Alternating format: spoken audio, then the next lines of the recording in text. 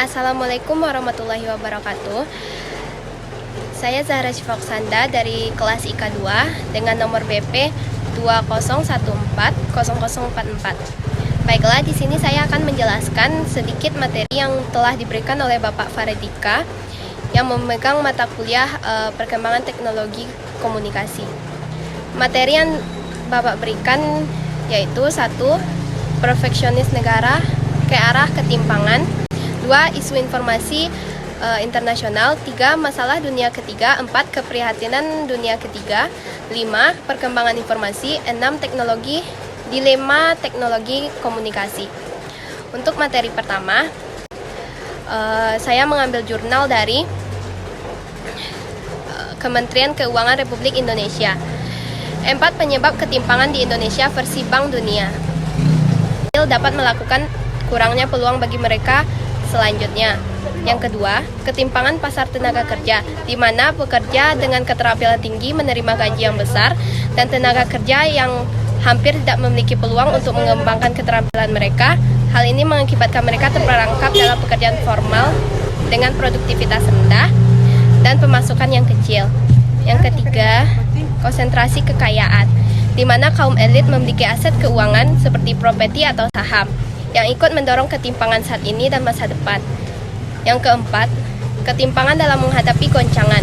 Hal ini terlihat saat terjadi goncangan di mana masyarakat miskin dan rentan saham, yang ikut mendorong ketimpangan saat ini dan masa depan. Yang keempat, ketimpangan dalam menghadapi goncangan. Hal ini terlihat saat terjadi goncangan di mana masyarakat miskin dan rentan akan lebih terkena dampak.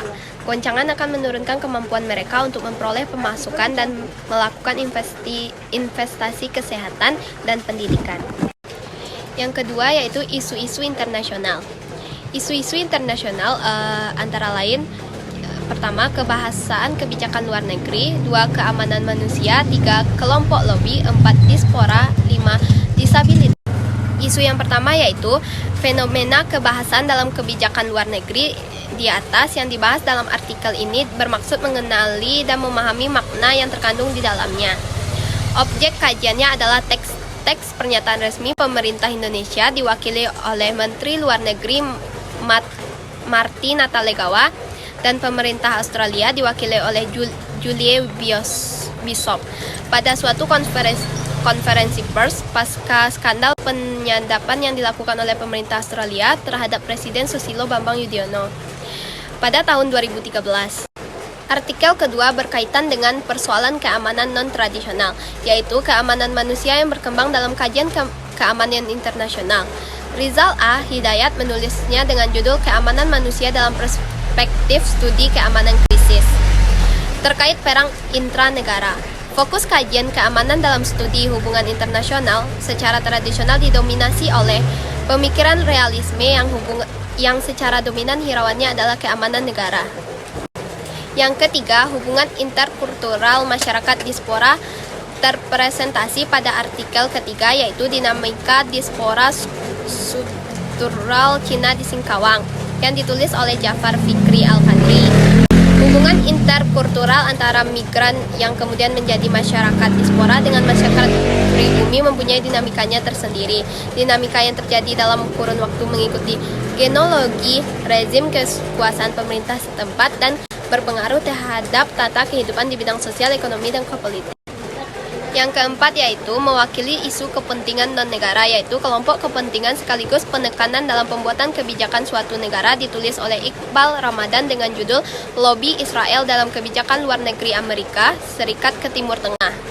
Kebijakan luar negeri seperti yang dikatakan oleh Henry Kissinger selalu dipengaruhi oleh situasi dan komposisi kekuatan politik domestik.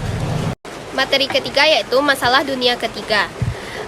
Saya mengambil jurnal dari Fakultas Ekonomi Universitas Muhammadiyah Surakarta yang berjudul Kemiskinan di Dunia Ketiga dalam Perspektif Ekonomi Politik Internasional. Kemiskinan adalah salah satu dari sekian banyak permasalahan yang menghantui negara-negara dunia ketiga. Realistis ini didasari atas situasi umum yang ada di negara-negara tersebut.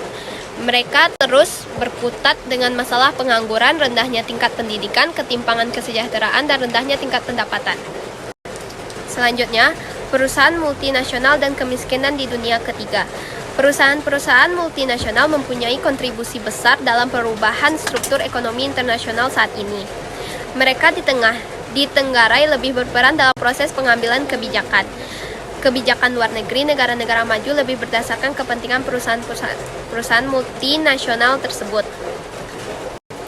Simpulan untuk masalah dunia ketiga yaitu struktur ekonomi politik dunia yang akan kurang kondusif bagi pemberantasan kemiskinan seharusnya tidak menjadi penghalang negara-negara dunia ketiga untuk menuju pencerahan. Negara-negara mewujudkan kesejahteraan yang mereka cita-citakan.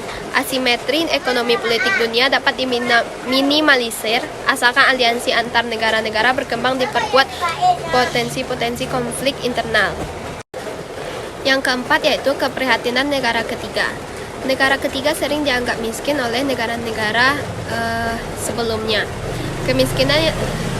Keprihatinan yang terjadi yaitu satu, kemiskinan.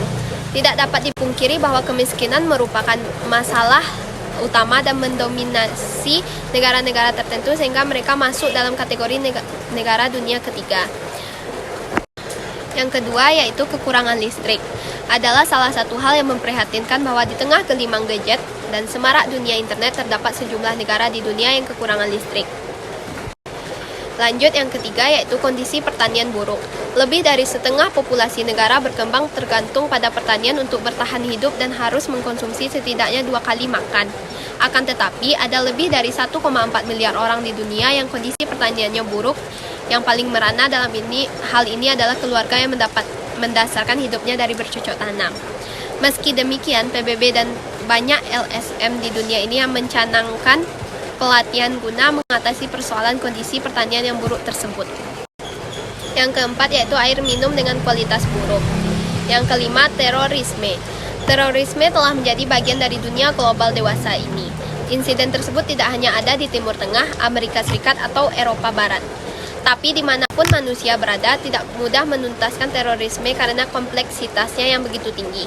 Lebih buruknya lagi, ada sejumlah negara dunia ketiga yang dipimpin dan dijalankan oleh organisasi teroris. Tak ayal lagi warganya hidup dalam teror dan ketidakpastian akan nasib di masa depan. Yang kelima yaitu perkembangan teknologi informasi. Perkembangan teknologi informasi dan transformasi masyarakat. Sejarah perkembangan teknologi informasi pada hakikatnya ditentukan oleh penemuan alat atau media untuk penyampaian atau pertukaran informasi. Bila dikaitkan dengan transformasi masyarakat yang diakibatkannya, dapatlah dikatakan perkembangan teknologi informasi dimulai sejak pertemuan berbagai media tersebut yang tahapannya dari kertas, telepon, radio, televisi, satelit, hingga komputer. Masing-masing penemuan tersebut dalam kurun waktu perkembangannya membawa akibat transformasi masyarakat dalam bentuk berbagai pola aktivitasnya.